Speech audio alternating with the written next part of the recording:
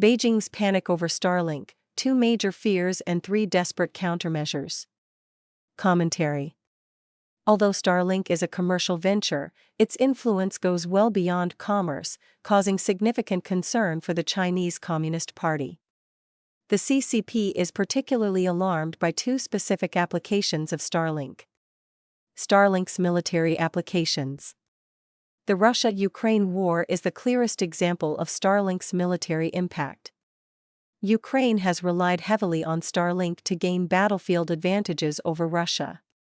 Some observers regard the war as the first commercial space war.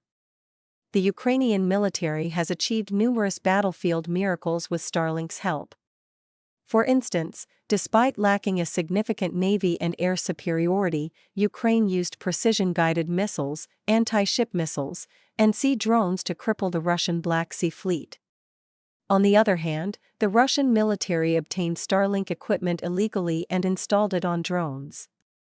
By using Starlink to transmit video signals and provide real-time navigation, Russian drones also caused great losses to Ukraine.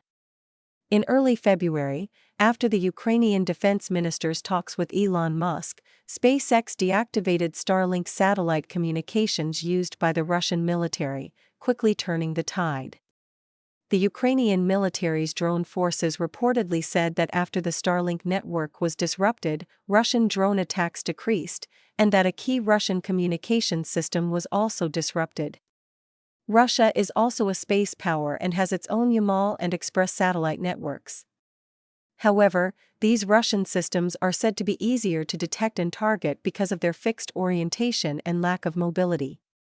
The sharp contrast has been a major shock to the CCP, which has long followed the Russian model of space development.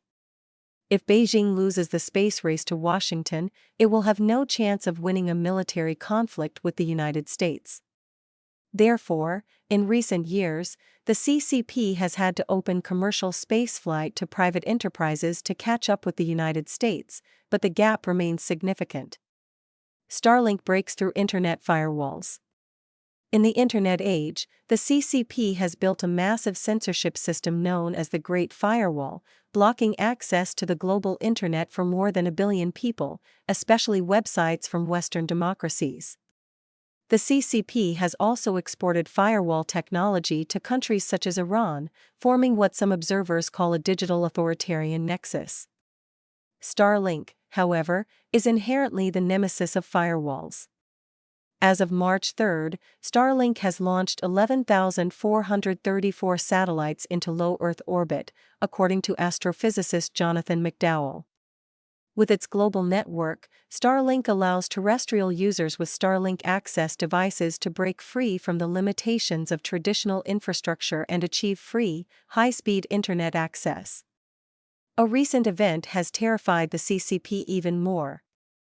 According to a February 12 report by the Wall Street Journal, after Iranian authorities brutally suppressed protesters and drastically cut off internet connections in January, the United States, for the first time, directly smuggled approximately 6,000 Starlink satellite network terminals into Iran to help anti-regime activists circumvent internet shutoffs in Iran. The Wall Street Journal reported that the U.S. State Department's Middle East Bureau once considered virtual private networks as an alternative to free internet access, but they are useless when the internet is shut down. Now, Starlink makes this problem a thing of the past. In addition, the U.S. government is launching a new app called Freedom.gov that will give users worldwide access to content censored in other countries, such as China and Iran. If this circumvention platform is combined with Starlink, wouldn't the Chinese Great Firewall be completely breached? CCP's 3 bizarre gimmicks. The CCP anticipated this move, so it devised 3 ridiculous countermeasures against U.S. efforts to provide free access to people behind firewalls. Firstly, Beijing has exerted pressure on Musk and the United States on different occasions. The Financial Times reported in 2022 that Musk was under increasing pressure from Beijing, which threatened his access to the world's biggest consumer market after he delivered Starlink satellite kits to help Ukraine. In December 2025, at the United Nations Security Council's ARIA Formula meeting on low Earth orbit satellites, the Chinese representative accused Starlink of seriously hogging orbital slots and radio frequencies, ramping up the risk of satellite collisions and creating way more space debris. Starlink is being heavily used by terrorists, separatist forces, and online scam rings, creating massive headaches for regulation and law enforcement, the representative also said. The Chinese representative also avoided naming the United States, yet his criticism is unmistakable, accusing the U.S. of extensively utilizing commercial space entities to deliver military reconnaissance, battlefield communications, and related services, and even directly intervening in foreign armed conflicts. He further claimed that certain low-orbit satellite constellations flagrantly ignore the laws and regulations of relevant countries, unauthorizedly activating signal services over foreign sovereign airspace and across foreign borders, thereby serving as instruments of interference in other nations' domestic affairs. These statements reveal Beijing's deep apprehension towards Starlink. Secondly, Beijing has set up a so-called satellite internet firewall. Beijing University of Posts and Telecommunications announced that 3 satellites developed by BUPT had been successfully launched into space on September 5, 2025, from the Jiuquan Satellite Launch Center in Inner Mongolia using the Series 1 carrier rocket.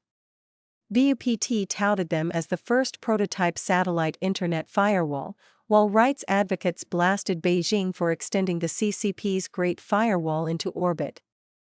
Thirdly, Beijing has been competing for resources in low Earth orbit.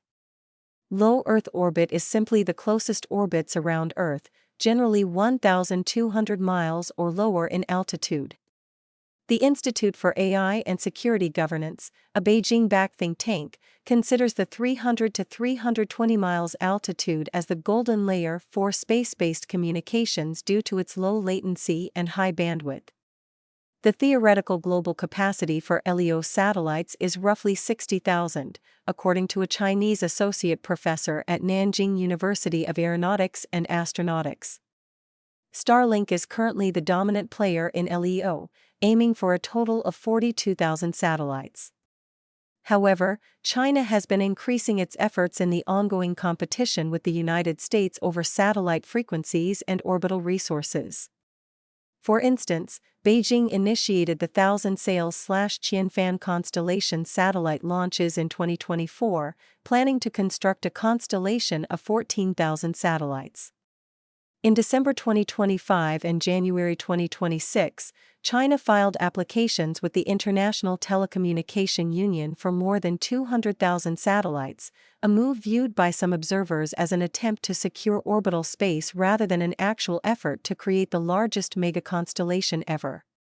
Among these satellites, 193,428 were filed on December 29, 2025, by the Institute of Radio Spectrum Utilization and Technological Innovation alone, in 2 applications, CTC-1 and CTC-2, to the ITU, setting a new record for the number of filings in a single application. It is noteworthy that the institute was registered on December 30, 2025, in Xiongmen City of Central Hebei Province, while the applications were filed under its name on December 29, 2025, 1 day before its registration. This initiative serves a dual purpose. It positions China to compete head-on with Starlink while securing a strategic high ground for the development of a 6G integrated space-air-ground network, and it also strengthens the overall capabilities of China's aerospace industrial system. However, China has yet to master reusable rocket technology, continues to face persistent payload capacity bottlenecks, and still struggles with long satellite development cycles and high manufacturing costs. That said, Musk has unveiled an even bolder plan. He is seeking approval to launch 1 million satellites to create a global orbital data center network encircling Earth. These satellites would harness solar energy and deliver unprecedented computing power, designed as a cost- and energy-efficient way to meet the growing demand for AI computing power, BBC reported last month. On February 4, the U.S. Federal Communications Commission formally accepted SpaceX's application for this non-geostationary satellite system and opened it for public comment on March 6. With this move, Musk has once again left China far behind in the race for next-generation space-based infrastructure. Conclusion. The bizarre actions reveal the sinister core of the Chinese Communist regime, a fear of Starlink and a desire for space supremacy. These motives are not for the good of the people or the country but to maintain its authoritarian control and advance its global ambitions. The CCP is deluded into believing it can dominate the world and views the United States as its principal adversary. Under the Trump administration's leadership, the United States can achieve true national security only by assisting the Chinese people in dismantling the CCP.